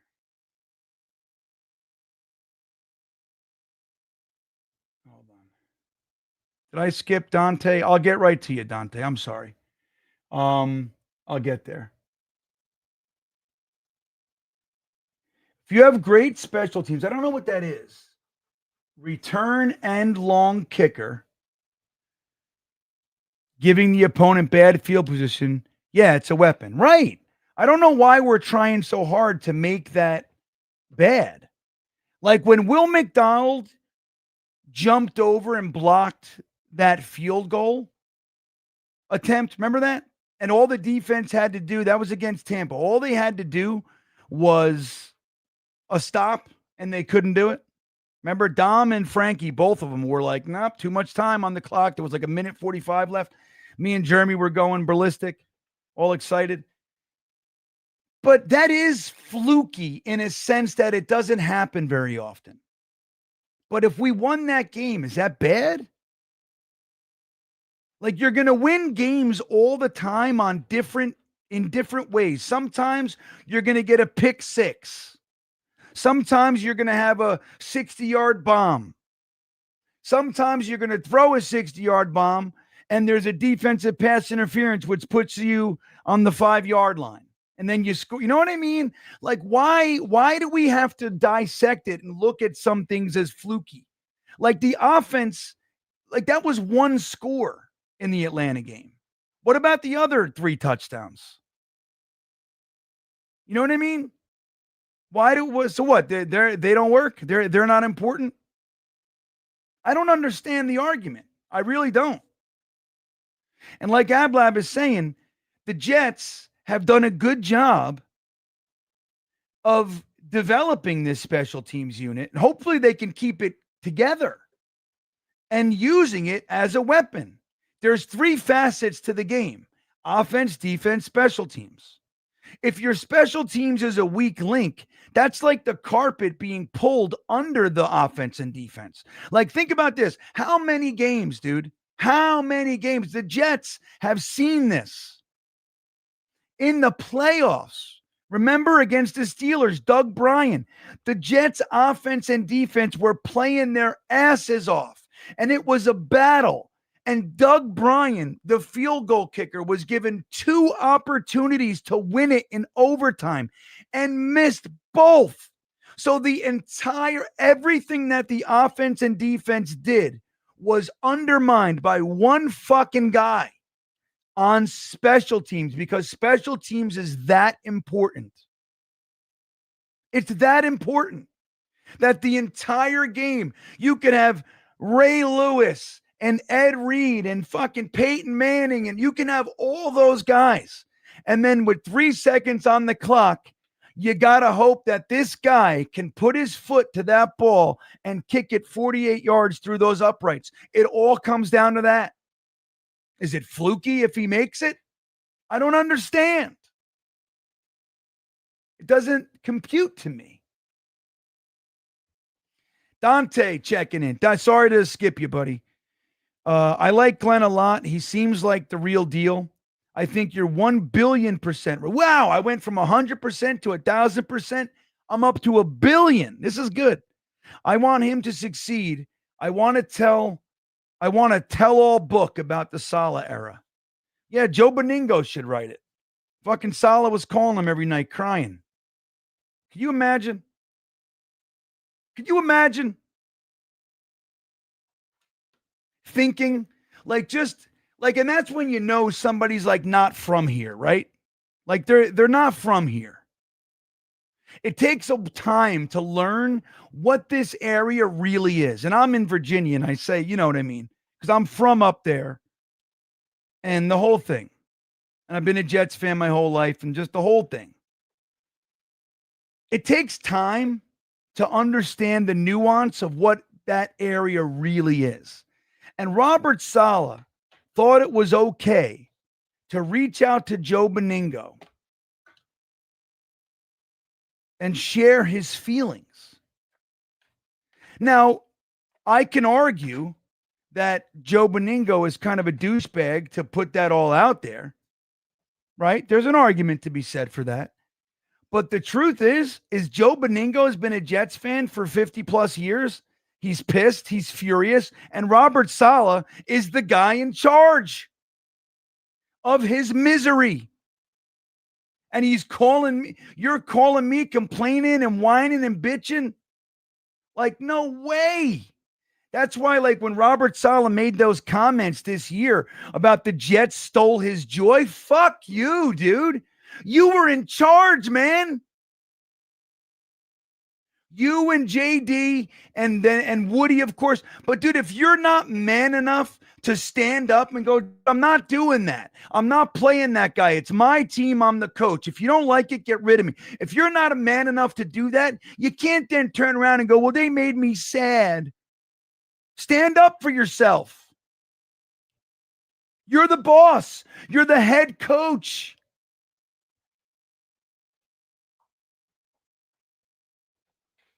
You know what I'm saying?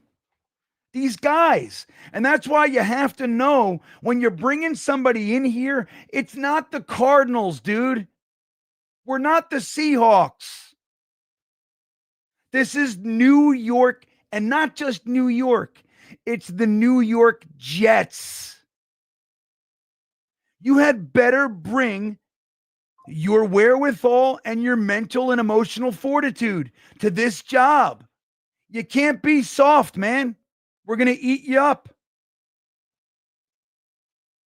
And all we want is a good team. That's all we're asking, Dante, right? And they can't do it. And then they blame us. Wah! The Jets stole my joy. I'm so much happier out here in San Francisco. Good. I wish they got rid of you sooner. You know that, you remember the whole narrative that was going on that Aaron Rodgers is really the GM and really this, and I really fought against that. Like I really did. I fought it. But looking back, like I just think I was probably wrong. Aaron Rodgers was really turning the keys around here. Aaron Rodgers and Woody Johnson, and it's like it's sad. It's bullshit, and it's aggravating.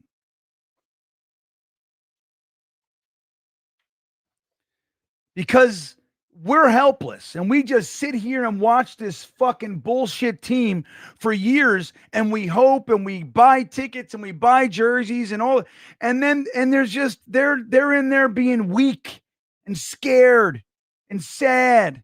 Jamal Adams, oh, there's maybe I was so depressed and shit. Get out of here with that. I don't want to hear that. I never heard Kyle Clifton say he was depressed. I never heard Aaron Glenn say he was depressed when he was here. Now, granted, depression, I'm not minimizing the mental health of people. But, dude, give me a break. It's a sports team. Strap on your testicles and let's go.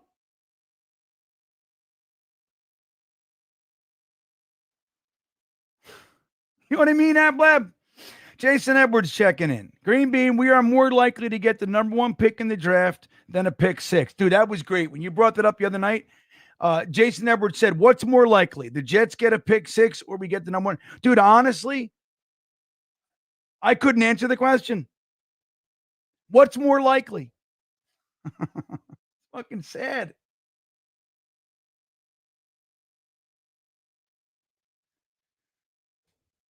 We are actually allergic to turnovers. I forgot what interceptions are. Dude, I don't even know what it is, right? It's like the idea of the Jets defense grabbing a ball out of the air and then run, like you're saying, run it back for a touchdown. I don't even know what that feels like anymore. It just doesn't. Think about it. We play every football game without even hoping that that's going to happen. Every NFL team has that. Every NFL team has those. We don't, which is why I laugh when somebody goes, oh, well, we got a fumble on a special teams play. It's fluky. Fuck out of here with that. What about all the interceptions we're not getting? What about all the fumble recoveries we're not getting? Every team has them in every single game. Every game has interceptions and fumbles, not us. We've had one fumble going into the Atlanta game, and then we had one fumble in the Atlanta game, and all of a sudden it's fluky, and we have to minimize the value of it. Jesus. What can you imagine a pick 6? Which is why I'm glad, like, look, Sauce Gardner, and again, I'm a Sauce Gardner fan. I like Sauce Gardner. Not that he was the guy I wanted drafted. You guys know that. You guys know that wasn't my guy. I was not happy. Wait, hold on. Let me see if I can play this for you. If it'll work. Jesus.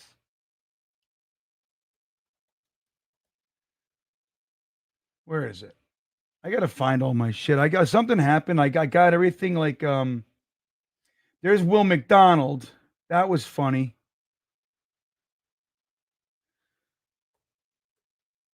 I don't know where I put it. I got to find that, but that was, remember in that draft, I wanted so badly. I wanted an edge rusher with our first pick. That was the problem. It was such a deep edge rusher class. When the Jets didn't take an edge rusher at 4, I was so mad. Because up to that point, the Jets had found a reason not to take an edge rusher for like a decade or more. We were always taking interior defensive linemen. And we would call Sheldon Richardson a defensive end. He wasn't. We would call Copels. I guess Copels was kind of an end, but not really. Like, I wanted that edge rusher, man. And when we chose Sauce Gardner, I was pissed. And I liked Sauce as a prospect, make no mistake. But what I was hoping for up top, you guys remember, I was hoping for Kayvon Thibodeau up top. Aiden Hutchinson, really, but he was gone. Kayvon Thibodeau, and I wanted Kyle Hamilton. And then in the second round, I wanted George Pickens and Breece Hall or Nakobe Dean. I was in that camp as well. We didn't know Nakobe Dean was hurt at the time. So then when they took Sauce, I'm like, well, they're going to go wide receiver probably. I knew Kyle Hamilton wasn't going. Like, I was so upset. And then when they traded back, when Jermaine Johnson and Karlaftis slid as far as they did, that gave me hope. But I would have taken Karlaftis. When we traded up, I was hoping that it was Karlaftis. But I love Jermaine Johnson. I'm happy with him. But Karlaftis, I liked better. Jermaine Johnson was out of the top 4, which I didn't have, the guy who was taken first overall by the Jaguars. What's his name again? I forget. But he was like 5th or 6th edge rusher for me. I had Aiden Hutchinson, Thibodeau, Karlaftis, Jermaine Johnson. That's how it went for me that year.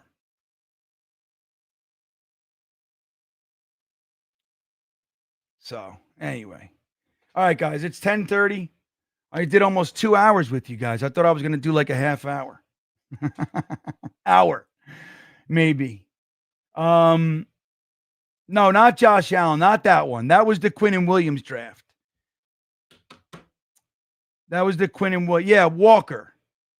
Right. Trayvon Walker, was it? Remember?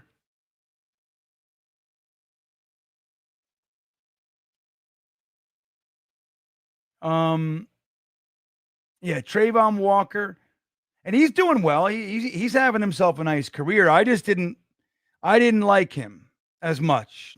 You know, when you get into those, like, it's not like I didn't like him, right? But Trayvon Walker was like 5th. I might have had somebody else stuck in there too. Enigbare or somebody like that, maybe before him. I don't know if that was the same draft. But yeah, for me, it was Aiden Hutchinson all day, and then Thibodeau, and then Karlaftis, and then Jermaine Johnson. But when they traded up and got the edge rusher, then it all made sense to me. I'm like, okay. And then when they got Breece, you know, you're still talking about Dom. I'm not saying, look, just so we're clear. And I don't know if you've been saying, I didn't see any other comments. I didn't have it up. I had the super chat list. So I don't know what you've been saying, but I'm not saying that the Jets don't have a talent issue. Of course. I'm saying that minimizing a victory because we had a benefit on special teams, or that we finally got a turnover and suddenly it's fluky and minimized, I think that's an absurd take. I think it's absurd. Yes, we have a talent issue. And a lot of it is by choice. We got rid of Aaron Rodgers and Devontae Adams. We got rid of CJ Mosley was at the end, but we got rid of, CJ Mosley, Solomon Thomas, all the, the aged guys. We got rid of all those guys. And then they brought in guys, Noddy and Cowart, and pivoted from them, Phillips and Briggs. You know what I mean? It's a lot of shit going on here. But then they traded Quinnen, traded Michael Carter, traded Sauce. Yeah. DJ Reed, they let go. He wasn't going to stay anyway, as we've talked about. But I'm not saying anything of the sort. I'm saying that The Jets were in games and could have won. Like this idea that we're a 3-win team, you are what your record says you are, and that's it. It's just like, I get it. That's not untrue. But I'm saying the Jets have been in and could have very easily won other games. So it's not like we're this team that's on the same level as like the Titans. I'm making that point. And the other point is minimizing the victories, because one of them happened on special teams touchdowns. And the other one this week, we finally got a turnover. And that led to a touchdown. That it's fluky. Like, you're minimizing the wins because they were on fluky plays just because they happen to be special teams. Fluky is a pick six. That's fluky. That rarely happens. Like, it was a punt return. We fucking leveled the guy. He dropped the ball and we picked it up, which never hasn't happened all year. One time, which could support the idea of fluky, sure. But it's not like it's part of the game. And again, it's not like the game was 10-7 and the only touchdown we got was because of that. We had drives. Like, it was a good game. It was a well-rounded game.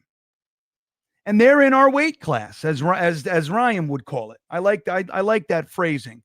Like, the Falcons are in our weight class. It's a team that we should play well and compete with.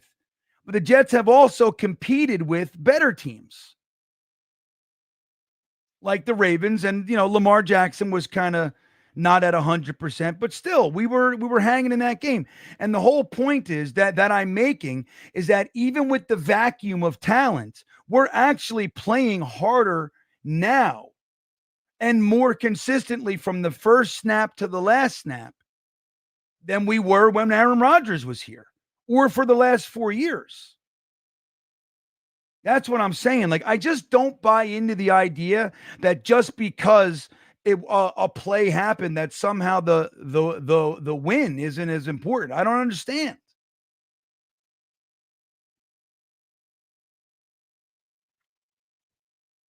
Hello, Raphael. Hello.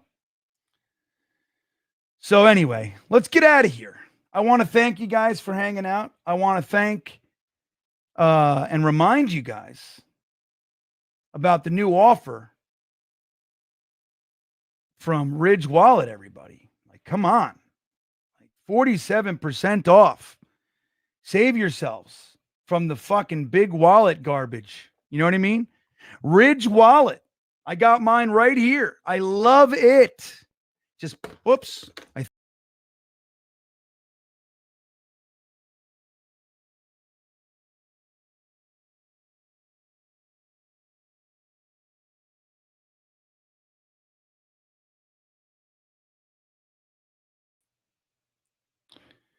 I throw it around all the time and break shit and knock my computer. It's very solid. See what just happened? I dropped it on my computer. It shut down everything. Wow, that was crazy. But the good news is when I drop it, I'm not worried about it breaking. That's good. So anyway, the link is in the description. You can save up to 47% with their Christmas sale, man. Unbelievable. I thank Ridge Wallet for hanging out. If you're new here, please consider subscribing to the channel. I have a goal of 15,000. All my buddies are 25, 30,000. Ryan and Richie and Matt and Jake, everybody's 30 grand. And I'm fighting for 15,000. So I'm at like 14,000. I'm just under 14,200. If you'd be so kind, if you haven't subscribed yet, that would be great. Hit the like button on your way out, everybody. And what am I going to do? I promised Dano that I would play the Thursday Thick of It outro so you can hear the accordion guy. So I will see. What's today? Wednesday? I think I'm going to do a show tomorrow too. I'm in the mood this week. Not at 8 o'clock, but I'll do a show tomorrow. But yeah, thanks for hanging out, everybody. The link for Dom C's channel and Twitter is in the description, by the way. as is everybody else's. Go give Dom some love. Go to his Twitter page and boo him. Congratulate Dom for being accepted into the Sport Writers Guild. Well earned, well deserved. But anyway, guys, have a good night. I'll see you next time. Yeah, here we come, baby. Here we come. Here come the Jets, man. I want to kiss you. Thanks, Joe. Yeah! You want to run or you want to duck down? You want to duck, just go over there and get onto the bench and stay there. You play to win the game. My message for the fans, we're all frustrated with where we are right now.